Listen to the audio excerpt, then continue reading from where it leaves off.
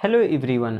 आज हम लोग सब्जेक्ट वर्ब एग्रीमेंट से 25 क्वेश्चंस के एक प्रैक्टिस सेट को सॉल्व करेंगे। जैसा कि हमें पता है कि सब्जेक्ट वर्ब एग्रीमेंट एक बहुत ही बढ़िया चैप्टर है और सभी प्रकार के एग्ज़ाम के लिए यह चैप्टर बहुत ही ज़्यादा इम्पोर्टेंट है। इस चैप्टर से 2 से 3 क्वेश्चंस हर प्रकार के एग्ज़ाम में आते हैं। तो यदि आप किसी भी प्रकार के एग्ज़ाम की तैयारी कर रहे हैं तो आपको यह वीडियो अंत तक ज़रूर देखना चाहिए। जैसा कि हमें पता है कि सब्जेक्ट ने वर्ब से एक एग्रीमेंट किया हुआ है कि जिस रूप में हम आएंगे उसी रूप में तुमको भी आना पड़ेगा। यानी कि यदि हम सिंगुलर में आते हैं तो वर्ब को भी सिंगुलर में आना पड़ेगा और यदि सब्जेक्ट प्लूरल में आता है तो वर्ब को भी प्लूरल में आना पड़ेगा। तो चलिए क्वेश्चंस की ओर बढ़ते हैं। पहला क्वेश्चन है the dogs dash in the yard, यानी कि कुत्ते जो है यार्ड में हैं। तो जैसा कि हमें पता है कि डॉग्स जो है एक प्लूरल सब्जेक्ट है, इस वजह से इसके साथ आने वाला वर्ब भी प्लूरल में होगा। तो इज रनिंग तो यहाँ नहीं हो सकता क्योंकि द डॉग्स के अनुसार इज नहीं होगा। इज एक सिंगुलर है और द डॉग्स यहाँ पर प्लूरल है, इस वजह से सी तो हो गया कैंसिल। रनिंग भी नहीं होगा क्योंकि आईएनजी फॉर्म के लिए कुछ ना कुछ हेल्पिंग वर्ब चाहिए, जैसे कि is am are was were shall will plus be, ऐसा कुछ ना कुछ उसके पहले लगा होना चाहिए। यहाँ पर रनिंग लिखा हुआ है जो कि सब्जेक्ट के बाद डायरेक्ट कभी भी वर्ब का फोर्थ फॉर्म नहीं आता है, इस वजह से ये भी हो गया कैंसिल। अब हमें डिसाइड करना है ए और बी में। तो चूंकि द डॉग्स जो है प्लूरल है और यहाँ पर रन प्लूरल है, क्यों? क्योंकि वर्ब में उल्टा हो जाता है, यानी कि जिसमें यस या ईएस नहीं लगा रहता है वर्ब में, वो कहलाता है प्लूरल। तो यहाँ पर डॉग्स प्लूरल है और यहाँ पर रन प्लूरल है, इस वजह से the dogs run in the yard होगा। ठीक है, रन्स नहीं होगा क्योंकि रन्स जो है सिंगुलर है और यहाँ डॉग्स जो है प्लूरल है। ठीक है, तो बी नंबर इसका राइट आंसर हो जाएगा। सेकंड क्वेश्चन है the bouquet of flowers dash beautiful, यानी कि फ्लावर्स का वह खास बुके वो कैसा है? ब्यूटीफुल है, सुंदर है। खास क्यों बोला? क्योंकि यहाँ पर आर्टिकल द लगा हुआ है। ठीक है, तो यहाँ पर फ्लावर्स भले ही बहुत ज़्यादा है लेकिन बुके तो एक ही है, इस वजह से यह सिंगुलर हुआ और यहाँ पर सिंगुलर वर्ब भी आएगा। तो लुक तो प्लूरल है, इस वजह से ये आंसर नहीं हो सकता। आर भी प्लूरल है, ये भी नहीं हो सकता और वर्ब भी प्लूरल है, इस वजह से डी भी नहीं हो सकता। इसका राइट आंसर हो जाएगा बी नंबर। क्यों? क्योंकि बुके ऑफ फ्लावर्स, बुके एक सिंगुलर सब्जेक्ट है, इस वजह से सिंगुलर वर्ब आएगा। लुक्स जो है यहाँ पर सिंगुलर है क्योंकि वर्ब में उल्टा हो जाता है, जिसके साथ यस लगा रहता है वो कहलाता है सिंगुलर, जिसमें यस नहीं लगा रहता है वो कहलाता है प्लूरल। ठीक है, तो बी नंबर इसका राइट आंसर हो जाएगा।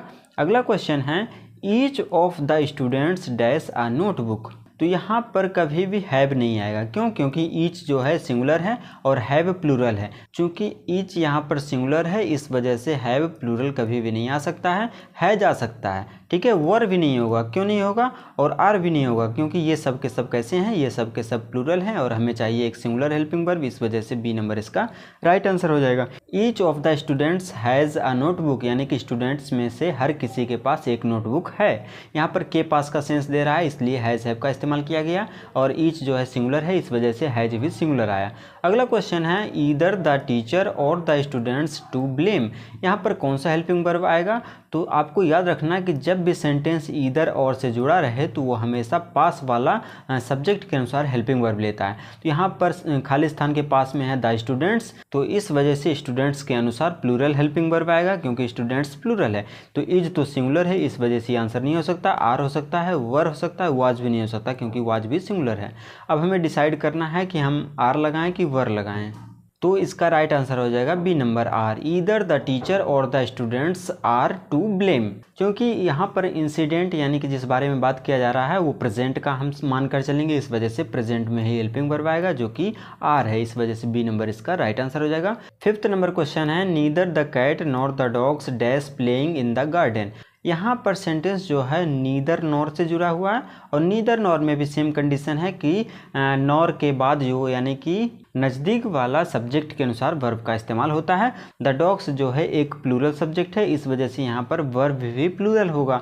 तो इज तो सिंगुलर है, वाज भी सिंगुलर है, वर्ब प्लूरल है और आर प्लूरल है, इसे भी हम प्रेजेंट में मान के चलेंगे, इस वजह से यहाँ पर भी राइट आंसर हो जाएगा are. Neither the cat nor the dogs are playing in the garden. 6 number question है the number of people attending the concert dash surprising. यहाँ पर कौन सा हेल्पिंग वर्ब आएगा? तो आपको याद रखना है कि द नंबर जो है एक सिंगुलर हेल्प सब्जेक्ट है, इस वजह से आने वाला वर्ब भी सिंगुलर होगा।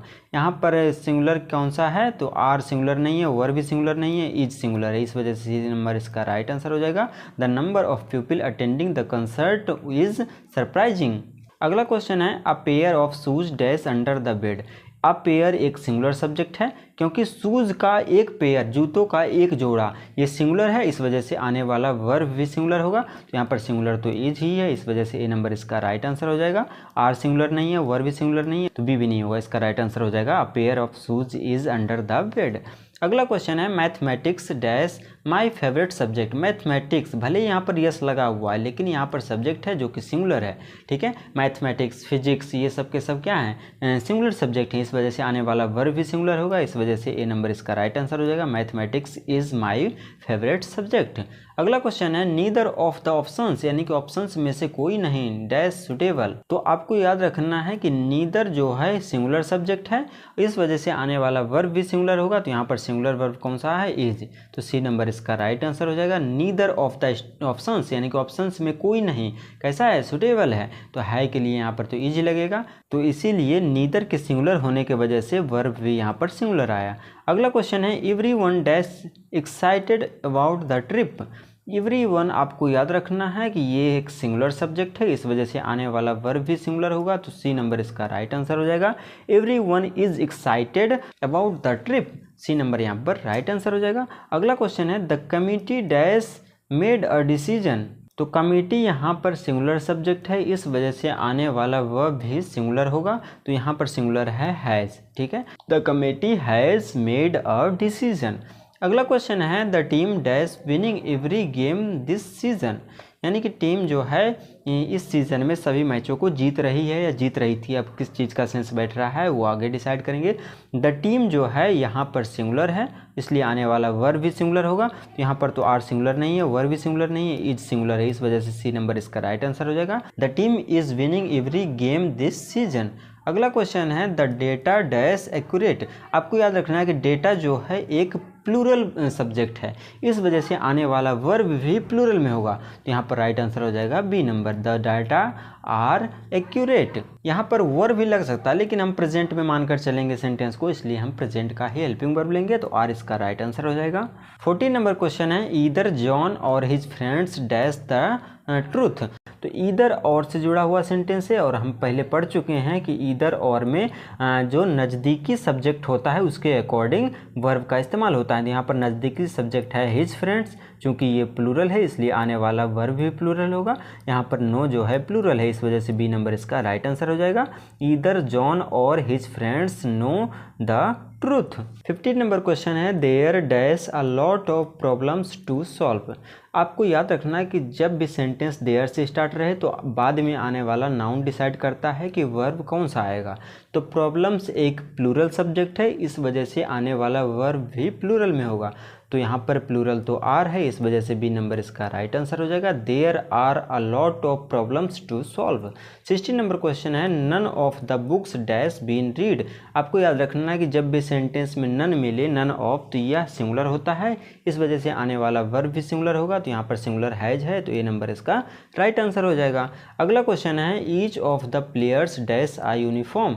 ईच ऑफ सिंगुलर है, प्लेयर्स में से हर एक, यानी कि यह सिंगुलर का बोध कराता है, तो सिंगुलर वर्ब भी आएगा, तो यहाँ पर सिंगुलर तो हैज ही है, इस वजह से बी नंबर इसका राइट आंसर हो जाएगा। अगला क्वेश्चन है 5 miles dash a long distance to run. चूँकि यहाँ पर भले माइल्स लिखा हुआ 5 माइल्स 5 मील ये दिख रहा है प्लूरल, लेकिन जब भी मेजरमेंट को, एक निश्चित मेजरमेंट को दिखाना होता है तो वो हमेशा वर्ब कैसा लेता है, तो वो लेता है सिंगुलर। तो भले यहाँ पर यस लगा हुआ है लेकिन वर्ब आएगा सिंगुलर, तो यहाँ पर सिंगुलर कौन सा है, A number. 5 miles is a long distance to run, तो ए नंबर इसका राइट आंसर हो जाएगा। अगला क्वेश्चन है both of the girls dash going to the party, यानी कि लड़कियों में से दोनों, तो यहाँ पर लड़कियों में से दोनों जो कि एक प्लूरल का बोध करा रहा है, प्लूरल हेल्पिंग वर्ब भी आएगा, तो यहाँ पर प्लूरल तो आर है, इस वजह से बी नंबर इसका राइट आंसर हो जाएगा। Both of the girls are going to the party. 20 number question है none of the information dash helpful, यानी कि इन्फॉर्मेशन में से कोई नहीं। नन ऑफ कैसा है, नन ऑफ सिंगुलर है, इस वजह से आने वाला वर्ब भी सिंगुलर होगा, तो यहाँ पर इज सिंगुलर है, सो सी नंबर यहाँ पर राइट आंसर हो जाएगा। 21 नंबर क्वेश्चन है मेनी ऑफ द स्टूडेंट्स, यानी कि स्टूडेंट्स में से कई, फ्रॉम आउट ऑफ टाउन, यानी कि टाउन के बाहर है।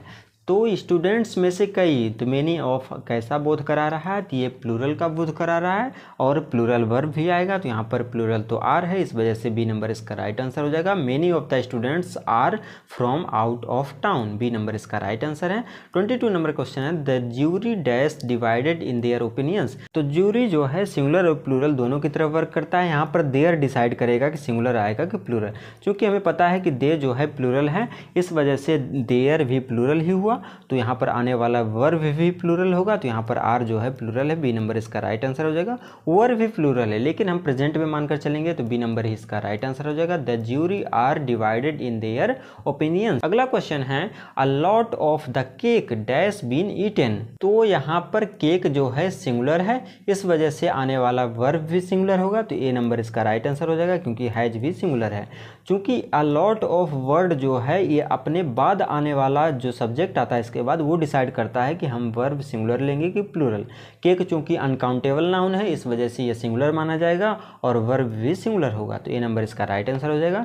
अगला क्वेश्चन है the class dash taking a test. तो क्लास जो है टेकिंग, चूंकि यहाँ पर आईएनजी फॉर्म मिल गया, इस वजह से इज एमआर में से कुछ आना चाहिए, और क्लास जो है एक सिंगुलर है, इस वजह से वर्ब भी आने वाला सिंगुलर होगा, तो ए नंबर इसका राइट आंसर हो जाएगा। The class is taking a test. 25 and last question है the scissors dash on the table. तो सीजर्स यहाँ पर प्लूरल सब्जेक्ट है, इसलिए से आने वाला वर्ब भी प्लूरल में होगा, तो यहाँ पर आर जो है प्लूरल में है, इस वजह से बी नंबर इसका राइट आंसर हो जाएगा। The scissors are on the table. तो उम्मीद करता हूँ कि आपको ये 25 क्वेश्चंस अच्छे लगे होंगे और आप लोग कमेंट बॉक्स में जरूर बताइएगा कि आपने 25 में से कितने क्वेश्चंस का आंसर सही दिया। ठीक है, तब तक के लिए धन्यवाद, मिलते हैं अगले वीडियो में। और वीडियो थोड़ा सा भी हेल्पफुल लगा हो तो चैनल को सब्सक्राइब कर दीजिएगा और बेल आइकन जरूर दाब दीजिएगा। ठीक है।